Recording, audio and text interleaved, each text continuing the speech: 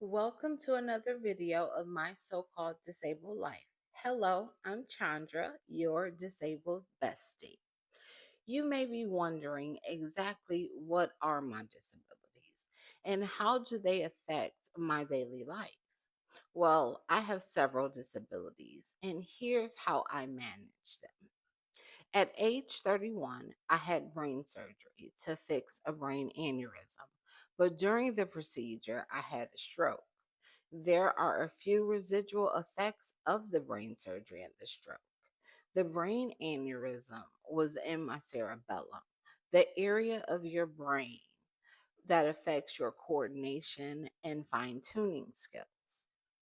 As a result, I have an unsteady gait and I lose my balance very easily. So I'm constantly surveying for uneven surfaces and holes and cracks and things like that. I am also reliant on banisters when I navigate stairs. I am deaf in the right ear because of the stroke affected the right side of my body. I have paralysis on the right side of my face, so this means I can't automatically blink my right eye. Also, because I am naturally right handed, my penmanship is horrible. I used to have the prettiest handwriting. There is no need for follow up care as the aneurysm has disappeared as a result of my surgery, and I have gained about 90% of my strength back on the right side of my body. This is what caused me to become disabled. But after that, more illnesses came into play. I have multiple myeloma, which is an incurable form of bone marrow cancer. I was originally diagnosed in 2015, but in 2017, the cancer spread to my back, flattening a vertebrae. I had to have back surgery to remove the tumor as it was resistant to radiation. It wasn't shrinking.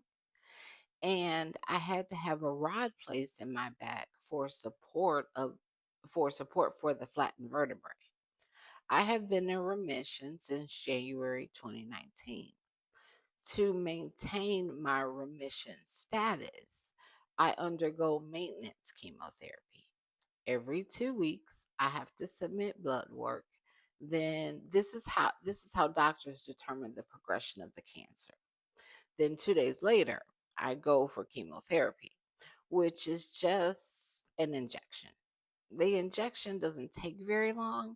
It's the commute time and the frequency that makes this such a burdensome task. I follow up with my oncologist every 3 months. Some people ask about the effects of chemotherapy. Since I'm in remission, the dose of chemotherapy that I receive is significantly lower than the chemotherapy you will undergo if you had full blown cancer, like stage 3 cancer, like what I had. Besides, I've been taking the maintenance chemotherapy for so long, I'm used to it now.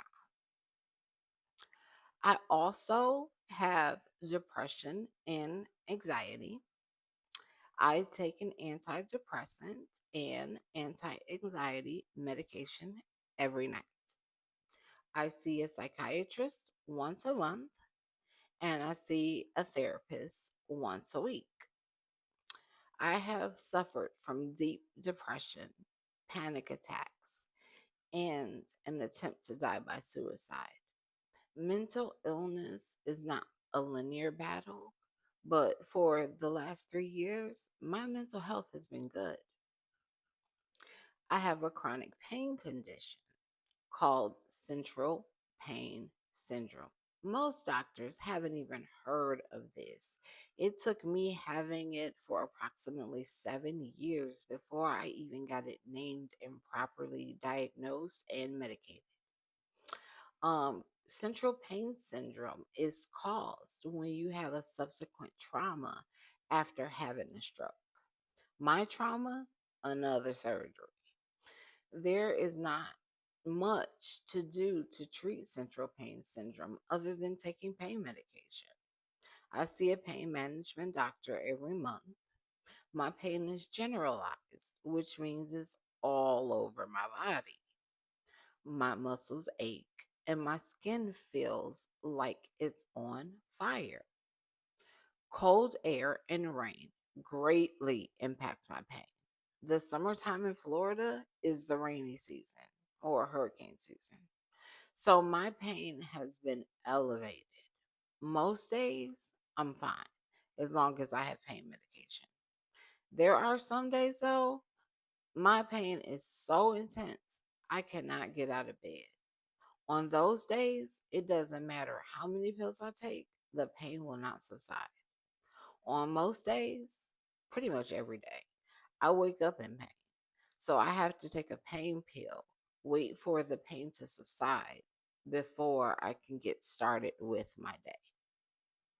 Now, those are my disabilities. But now let's get into my medical issues. I have high blood pressure, which I manage with medication. I have insomnia, which I take medication for, and I smoke marijuana to aid my sleep. Luckily, Florida has legalized medicinal marijuana. I have I've have had a full left knee replacement surgery due to arthritis, and I have arthritis in the other knee, but it's not very severe, and I don't need a replacement anytime soon. I have a rod in my spine as a result of a back surgery. I say, as someone disabled, my number one job is maintaining the healthiest version of me.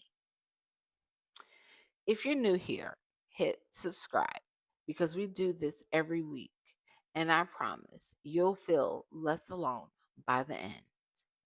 Also, join the newly formed Facebook group, Live Your Best Disabled Life, to continue the conversation. This is Chandra, your disabled bestie, bidding you a wonderful week.